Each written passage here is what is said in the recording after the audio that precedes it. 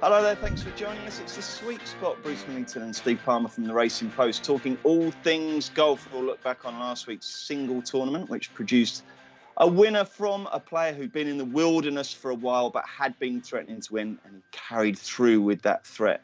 Two great tournaments to look at this week as well. Plenty of big names on show, so hopefully Steve's been studying hard. All in good shape, Steve? How are things, mate?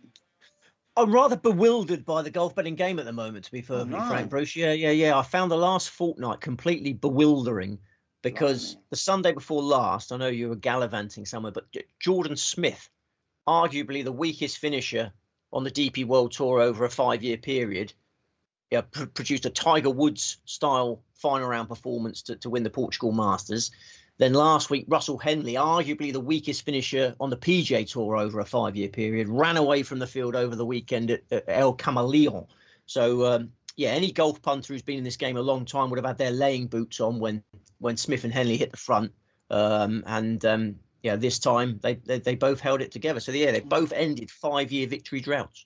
God, you do look bewildered, actually. Do I? Yeah, you do, mate. I just can't get my head around it. I mean, I could handle one of those, but two of them, were really quite savage. I mean, just very surprising, performances. I was about to say it just goes to show, but I don't know what it just goes to show. What does it go to show? It goes to show that you should never give up on people. Me and Jack, we had Jack Reeve on last week. We were talking about you should never give up on anyone, and we were getting quite sentimental about that being our new mantra. And it was talking about Emiliano Grillo, who maybe we should still give up. But he's got a 7-year victory drought and offered nothing last week. But we've had 2 5-year victory droughts. So anyone who gave up on Jordan Smith and anyone who gave up on Russell Henley will be regretting that now. But Russell Henley, I don't know whether you saw the post-round interview. He had a the Champions media conference. He was incredibly candid afterwards. And a really likeable bloke. He admitted that he was a choker. It was the first time I've ever heard a player actually use those words. And he said those previous winning chances that he'd blown, he said, I choked, made mental errors. And then he actually later in the conference said, I just can't believe I got this done. He just sort of leaned back. I can't believe I got this done. That's great. So, you never know. That might give him all sorts of confidence, mightn't it? I suppose so. When you've been through that, because you must remember the Wyndham Championship last year, because we took a chance on him in that Wyndham Championship. 3 shots clear with 8 to play. Bogeyed 11, bogeyed 12, bogeyed 14, bogeyed 18, lost by a shot. Missed some really tiny putts. And then the Sony Open in January, 5 shots clear with 9 to play. And lost the playoff to Hideki Matsuyama. I mean, it's funny. Can you just please stop saying you must remember, right? Because I'm always getting told at home that I've got like early onset dementia because I'm just so forgetful and I can't remember any of these things that you say. I get the odd one, but I don't remember. Yeah, well, that was an incrable tournament because we had loads in contention, including Henley, and none of them got the job done. But you were about to say another thing there, weren't you? Well, can you not remember the Sony Open in January? 5 shots clear with 9 to play. I mean, the funny thing is, one of those Hawaii ones where I go to bed. Sorry. 2 a.m. doesn't it? It's only limited. It's like you that are still up at that point. Yeah, true. No, you got no right to remember that one, have you? But the funny thing is, and the point I'd like to make is this sort of perception of these performances, isn't it? The perception of Henley last week is, it was a really bold front running performance, and then the Sony Open, it was a massive choke. But the back nine score for both of those tournaments is exactly the same. He was 1 over par for the back 9 of that Sony and 1 over par for the back 9 last week. But the difference was the Sony, Hideki Matsuyama's breathing down his neck like a raging bull. And last week, the chasing pack were pathetic, weren't they? They didn't put any pressure on him. I was so disappointed. I followed you in on Patton Kazire. I won't be doing that again in a hurry. I'll follow you in, but not on him. That was a disappointment. Isn't it annoying, Steve, when you look down the leaderboard and the player you've backed is the only one not under par? That is just like a really jarring kind of feeling, isn't it? Yeah. I mean, just nobody put Henley under pressure. And if it had got close, I think he would have wobbled as he had done because he, as I say, he was 1 over par for that back 9. But this might transform him now. He's actually got the silverware in his hands. It's no crime being a choker. I mean, you imagine it. It must be horrific. It's probably the biggest test of mental. It's not a physical strength golf, is it? You just, any old person could just swing a club. But the mental challenge is huge, isn't it? And all that pressure, and you haven't done it for a while, and you've probably got your wife stalking the fairways. It's difficult, isn't it? It is difficult. And I don't think it's any crime to be a choker. I'd be a hopeless choker. I choke on Monday against Paul Keeley sometimes when we're only playing for a tenner. I So know. you can No, you're right. understand it, can't you? Yeah, if they're human beings, as Graham They are. Taylor was saying. If you're a nice human being, you're susceptible to the odd negative emotion. And Russell Henley's a nice. He likes playing the guitar off the course. He likes just Does chilling he? out with the guitar. He doesn't really like the bear pit of the PGA Tour. Going down the stretch. But I was pleased for him. Did you see his trophy? It's a ridiculous trophy of a great big lizard. Right. So Lovely. I felt a bit. A lizard or a chameleon? Oh, I might have been a chameleon. If the course is called El Chameleon. Oh, of course. Oh, no, it's probably a chameleon. It was a isn't it? chameleon. Yeah. It'd be great, wouldn't it? If, like a chameleon, it started off silver, and then when the sun came out, it turned to gold. Colour. That'd be good. His wife's an artist, and he said that his wife will really appreciate it. Yeah. It's a colourful chameleon. Beautiful. And I mean, the only player to really turn on the turbo boosters on Sunday was Scuddy Scheffler, but he was way back, wasn't he? I mean, it's a 9 under rounds, all well and good when you're way off the back. He was trying to get to world number 1, wasn't he? Just got pipped by Brian Harman there, didn't he? But anything else to talk about last week? Or well, it's solo second. Solo second would have got him in back to number 1, which would really have been quite funny, really, after all the fanfare of Rory going back to number 1 and only being there for 1 week. So Scheffler nearly regained it. He's got a good chance of regaining it this week. Players to take from the race. Victor Hovland, his iron play was exceptional last week. Didn't putt very well, finished 10th. So Hovland's got his iron play back. And Colin Morikawa just so straight all week. 3rd for driving accuracy, 1st for greens and regulation, putted terribly, finished 15th. So got my beady eye on those two. Okay. Also last week, we should congratulate our friend Diane Knox-Ballast from not Ballast. What am I talking about? From Pixwise, our sister site in the USA. She gave birth to baby Grayson. So congratulations to Diane and family. That was good news. And I'm sure she'll be back tipping winners on Pixwise again very soon. So do check out our fantastic site at pixwise.com for all things American sport. Also last week, Steve, drama at the down at Weymouth, wasn't it? At the Bob Lucas. What happened there? Oh my gosh, that was fantastic. The magic of the FA Cup. A much maligned competition, but for Weymouth FC to get in that first round proper was so exciting. It's a packed out Bob Lucas Stadium. Did you have any tinctures before the match? Well, I did have a couple, but I was in charge of Tommy Tiger. Tommy Tiger was on my shoulders. Yeah, Tommy Tiger was on my shoulders for the whole match. Totally captivated by the drama of it. And we made a nervous start. Went 1-0 down after 5 minutes, but then dominated for the rest of the game. Wimbledon's so lucky to scrape a 1-1 draw. We'll see you at Plough Lane. That's Tuesday week, isn't it? Yeah, and I think the winner plays Chesterfield at home in the second round, don't they? You're absolutely right, which is a winnable fixture. So we're fancying round 3. The Weymouth Palace third round tie could be on, couldn't it? It's entirely feasible. Yeah, we've really got the bit between our teeth. Can you talk me through the practicalities of having little Tommy on your shoulders all game? The 2 questions I've got are 3 questions. 1, did you irk the people behind you? No, I discussed that with them. I went down. A low rake, it's not. We're obviously not seat. We haven't got seats. No, some of these terraces have quite a low rake, don't they? They're quite shallow. Yeah. So no. I made sure I didn't offend anyone or upset anyone behind. It was a real good camaraderie in the behind the goal we were attacking. Question 2: did he fidget? No, I had a tight grip on his legs. My neck took a bit of a pasting, but so I just enjoyed it all the way through, did he? Yeah, thoroughly enjoyed it. Never stopped chanting. He was one of the main chanters. And question 3, when you scored the equaliser, how did you manage to keep him on there? Because you presumably felt like going absolutely nuts, didn't you? I did my usual running around, but I just held on tight with him, and I guess he was up there for the duration. Oh, yeah. Oh, that sounds good. So you can't get to Plough Lane. I can't get him to Plough Lane. I mean, are you going to go? I'm going to try and get to Plough Lane, but you need to, Steve. Yeah. That's what these things. That's what life's all about, isn't it? You got. I'll be because there. It's on the side of the old dog track, isn't it? So yes. There'll be a few Wimbledon Greyhound diehards will be cheering for Weymouth there, I think, won't they? Because I'm not happy. I'm not happy that the Wimbledon Greyhound Stadium got turned into that. So no, for many reasons, I'm passionately behind the Terrors. Okay, mate. Right, we are here to tip golf winners, so let's do that, shall we? Let's try and do that. Anyway, we've got 2 tournaments this week. We've got the Cadence Bank Houston Open, and we've got the Nedbank Championship, or Challenge, rather. Which bank do you want to go to first? Let's go to the Cadence Bank, shall we? Cadence Bank Houston Open. Bank has taken over the world, haven't they? They've taken over the world. Yeah, it's always the way, isn't it? We've got a very hot favourite in Scotty Scheffler. He's roughly 11-2, as we always say on the show. Shop around not just for best prices, but also best place terms. And then it's 12-1 Sam Burns. So we've got a bit of Ryder Cup star quality in the field this week. 18-1 is Aaron Wise and Tony Finau.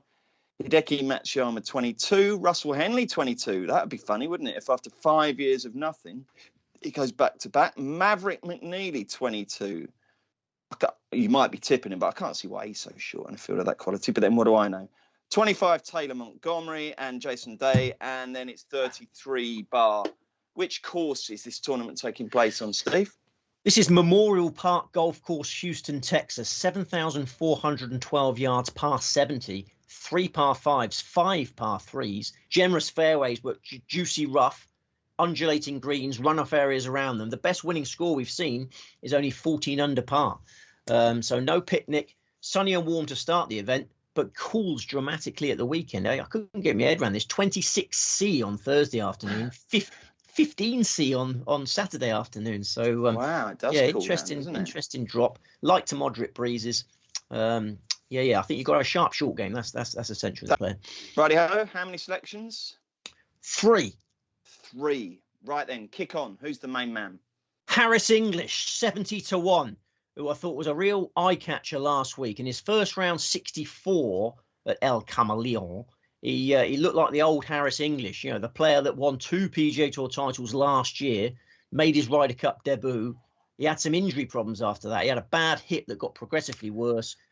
Decided to. Have you got a bad hip? Have you? No, I'm grimacing because I backed him last week. I went a little bit off piece. So I did your tips, but I also had a little look at Harris English, and I thought he had the kind of course form and the current. He does enjoy it. Potentially win it. Oh, I didn't realise he had hip injuries. Well, he had hip injuries early in the year and had surgery on Valentine's Day. This year, and he couldn't return to action until the Memorial in June. So a long spell out. Understandably, took him time to get back to his level. But recent signs are encouraging. He closed with a 66 for 9th place in the Fortinet Championship in September, 28th in the Shriners, 32nd last week. Opened with a 64, closed with a 67. The middle rounds, he didn't make any headway, but I think this week he can put together a 72-hole performance. We're talking about a 4-time PGA Tour champion, former world number 10, somebody very well suited to Memorial Park. He's blessed with great touch on and around the greens. I mentioned those runoff areas. They hold no fears for English. Georgia boy, loves competing in the southern states. Massive runner for me at a big price. Okay, I was grimacing because when you said hip injury, I thought you meant after his 64 he'd had hip injury. This is historical hip problem. Yeah, historical hip injury. And that hip injury now is a bonus because bear in mind, he had almost 5 months away from competition. A lot of players at this time of the year flagging. He's fresh as a daisy, hungry for competition. 70-1. Right then. So Harris English is Steve's headline tip. He's got 2 more. Who's the first of those? Siwoo Kim, my lord. A former prodigy, a sawgrass champion at the age of 21. Very easy to forget what an impact he made at a young age. He's currently a 3-time PGA Tour champion at the age of 27.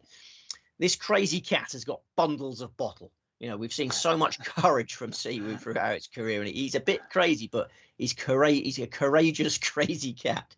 And when he won the American Express for us, which you must remember. I do remember that, obviously. Yeah. The start last year.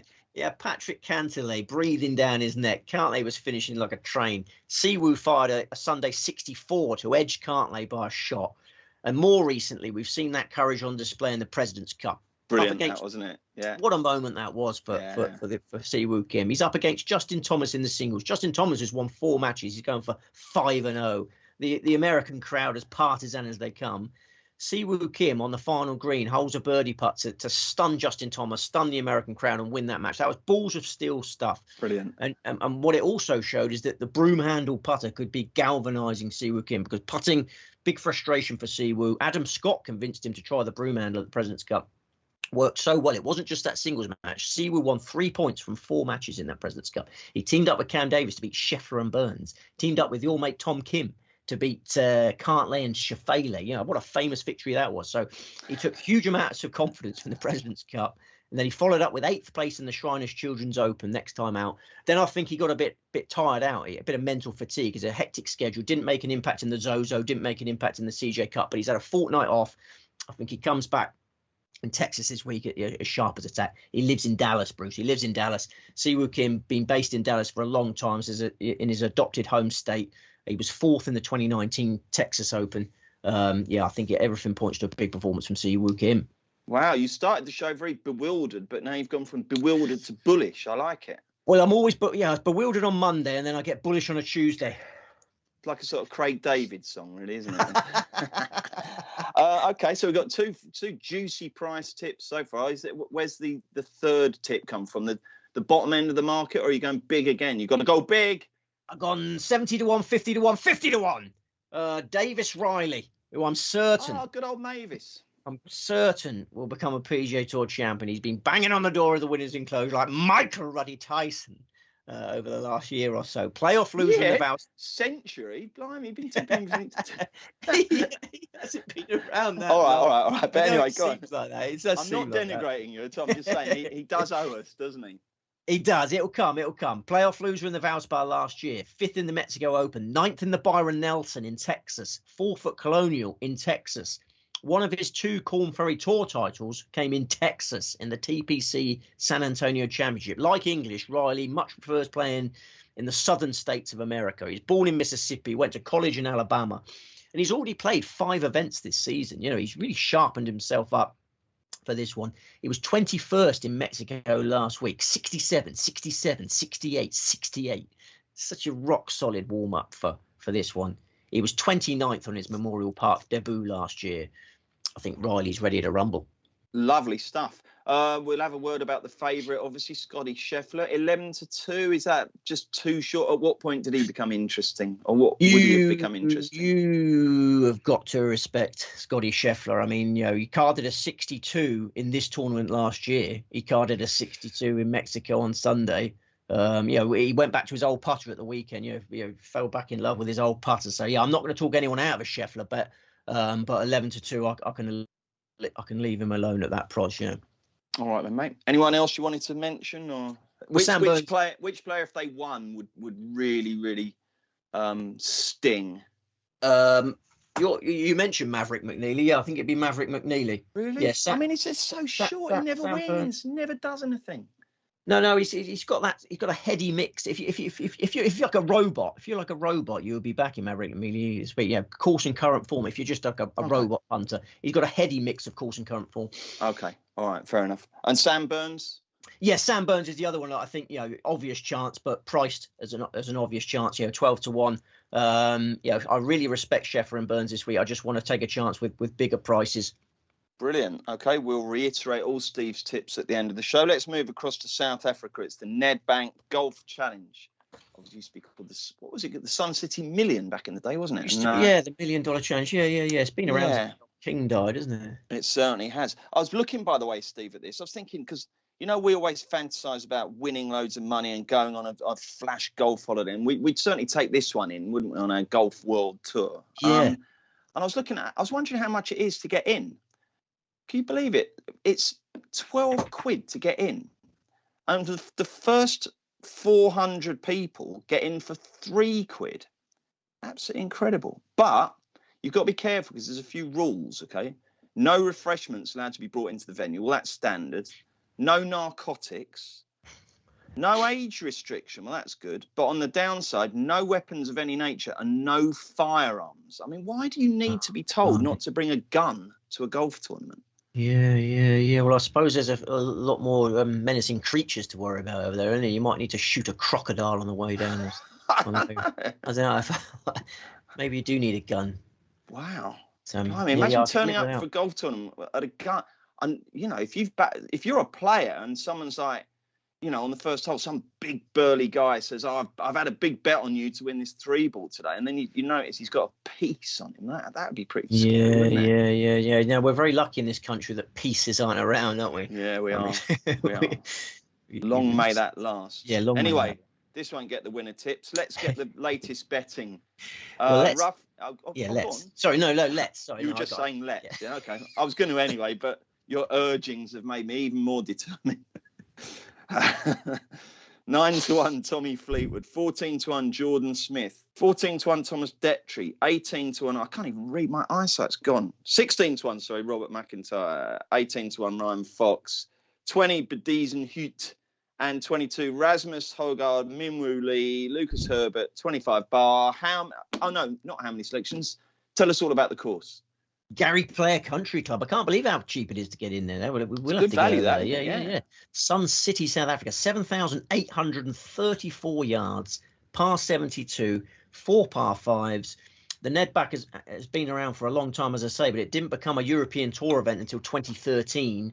Do you remember it? You only used to have about 12 runners, didn't it? Exactly. Yeah. It used to be a great betting heat. The field size has slowly but surely increased. I think it went up to about 30, and now it's up to 66. We haven't had a Nedbank and since 2019 for various reasons. COVID-19. Well, one reason. Yeah, that's the main reason. We've had. What are the other ones? Well, we have had 2 South African Opens at the Gary Player Country Club. At the end of 2020, at the end of last year, and there's been loads of low-grade Sunshine Tour events there. I won't bore you with these because this would fill up another 20 minutes of the podcast, but there's been 8 different tournaments staged on the Sunshine Tour at Gary Player. Wow. Fascinating, really. That is, yeah. Okay, right, how many tips? 2. Blimey, O'Reilly. Can you hear that? I'm worried the shed is going to take off. Really? It's really 60-mile winds out. Yeah. Goodness me. Is it quite robust, the shed? Who erected it? A professional erected it. I didn't erect him. I couldn't erect a thing. But it was professionally erected. Thank God. Oh, okay. That's good. Well, hopefully he did a good job, the shed erector. Right, then only 2 tips. Lead on with the first one. Christian Bezuidenhout, 22-1. Surprisingly healthy prices this week. I thought 14-1 would be top whack Bezuidenhout. Pretty stunned by the offers we're getting. This is a man who has proved himself at the Gary Player Country Club. Bezuidenhout is 26 under par for his last 8 competitive rounds at this track. Wow. that's really got me smiling, isn't it? Just before Christmas in 2020, he won the South African Open by a 5-shot margin at the Gary Player. 67, 67, 67, 69. It was a masterclass from Bezuidenhout. And that was a European Tour event. All 3 of his DP World Tour victories have come by convincing margins. A 6-shot win, a 4-shot win, a 5-shot win. 2 of those 3 wins have come in South Africa. He's obviously hugely comfortable in his homeland. And he gave a stout defence of that South African Open title at the end of last year, closed with a 67 for 6th place. He's since established himself as a PGA Tour contender. He was 2nd in the John Deere Classic in July. He's become a really solid, really consistent player, and he gained an extra layer of confidence from the President's Cup. We talk about Siwoo Kim, what that tournament did for him. Bezuidenhout made his debut in September. He got a half point in his only pairs outing. Immelman only played him once in the pairs, and he got a half. But then he beat Kevin Kisner in the singles. Kevin Kisner, WGC match play winner. That was a prize scalp for a rookie to get. And Kisner would be one of those blokes he'd be like poultry, be all pugnacious, wouldn't he? He'd sort of give you a perfunctory handshake, and he wouldn't praise your shot. Do you know what I mean? He'd be hard to play against. Absolutely, yeah. No nonsense, nasty character at times, and up against the rookie. And you're right, Bezuidenhout did fantastic to come through that. And he was 20th in the Shriners Children's Open, 29th in the Zozo. I think, like Siwoo, had run out of puff by the time the CJ Cup came round. Similar schedules. But he's had a fortnight off, like Siwoo. Bezuidenhout probably jetted over early to spend some time in his homeland. I think he's the best bet of the market principles. Okay, excellent. Would it be a slight blow to your confidence, Steve, if you're in a side that's getting that's well behind as the rest of the world were, or the internationals as you pulled me up on, and you're only playing one of the 4 pairs games? I mean, is that a little bit of a rub down? Yeah. I thought it was a surprising move by Immelman, but he's good friends with Bezuidenhout. Perhaps it was easier to leave out one of his mates than one of the other characters. But anyway, he showed character to beat Kisner, didn't he? So that's there was good. Certainly no spat. They were arm in arm after that victory over enough. Kisner, Immelman, and Bezuidenhout. I think he took a lot from it. I think they all took a lot from it. Very much so. Okay, so Bezuidenhout is the main selection. Who's the other one? Next place is Oliver Becker. 55-1, Oliver Becker. I'm a South African this week. Two-pronged South African attack. They obviously love the Kikuyu grass. There are only 4 course winners in this field, and I'm backing 2 of the course winners. Becker's got fantastic record at the Gary Player Country Club. He won there in one of those Sunshine Tour events I was talking about, the 2016 Sun City Challenge. He was runner-up in the South African Open there last year. Might remember, broke our hearts just before Christmas. Finished second. Who won it? Danny Van Tonder. We were on at 55 to 1. We're on at 55 to 1 for that, and he finished second. We're on at 55 to 1 again this week. He was 8th in the 2020 Royal Swazi Open. Remember that one? No, I struggled with that. He was 20th in the South African Open, which Bezuidenhout won there. So really consistent record. Even go back to 2008. His best result in 2008 came in the Dimension Data Pro-Am, which was at the Gary Player Cup. 2008? He's been around, hasn't he? No spring chicken, is he? No. He's been producing at the Gary Player for many a moon. And I'm expecting another decent effort from Becker this week. I think the whole live golf players playing in DP World Tour events thing, I think that's calming down a bit now. We've all got used to that, haven't we? Adrian Otaegui won at Valderrama. A live player has won on the DP World Tour. The world didn't explode. Are you getting to grips with that now? I've got to grips with that. Sorry, got to grips with livers coming back into normal tours and.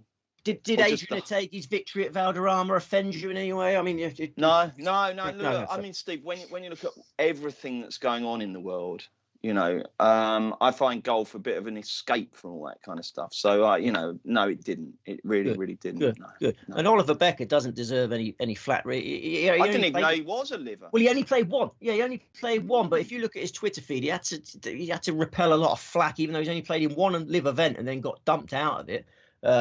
And I'll tell you what, Steve, I'm gonna say this, and I said it before. Regardless of what anyone's thoughts are about the whole relationship between Saudis and sport, what is absolutely clear is that the fuss about live golf is much, much bigger and disproportionate and illogically big compared to the fuss surrounding, say, Newcastle United, big boxing matches taking place in Saudi, F1.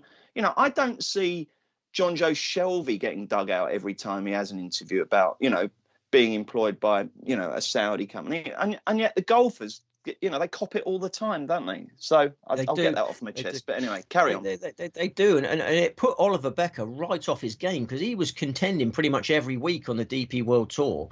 If you remember rightly, he lost a playoff to a dry nose in the Catalunya Championship.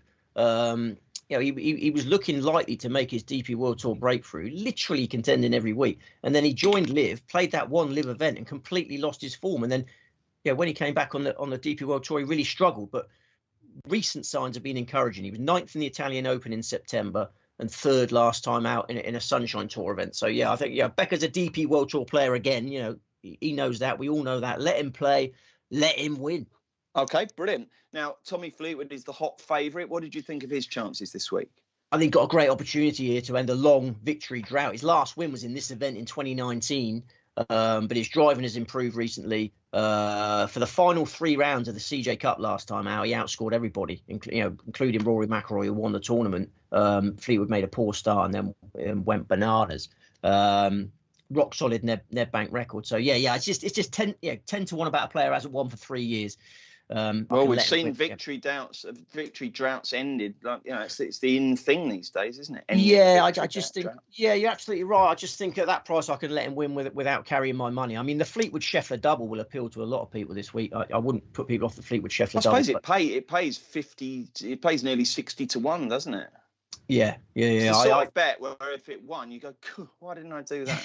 It is. But I've got a few players that I think that can topple the favourites. Brilliant. All right, and Steve, thank you very much indeed. What's coming up between now and next week?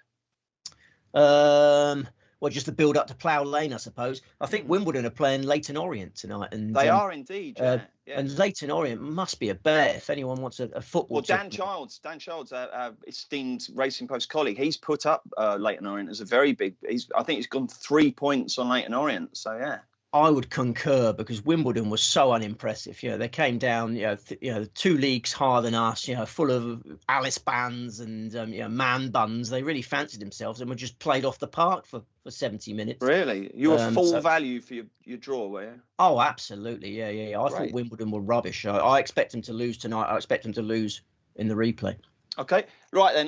This won't take long. There's only 5 of them. Let's reiterate the tips. The Cadence Bank Houston Open, Harris English, Siwoo Kim, Davis Riley, and the Nedbank Challenge. Christian Bezuidenhout and Oliver Becker.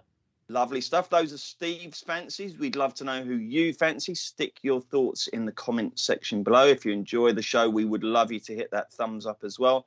Most of all, we'd love you to join us next week when we will be looking ahead to the DP World Tour Championship. That sounds important, Steve. Where's that? Yeah. Back in Dubai for the annual showpiece, and our RSM Classic thrown in too. Yeah. Lovely stuff. Okay, Steve, thank you very much. Thanks, as always, to our lovely producer, Will Carey. Thank you most of all for listening. See you next week for another Sweet Spot.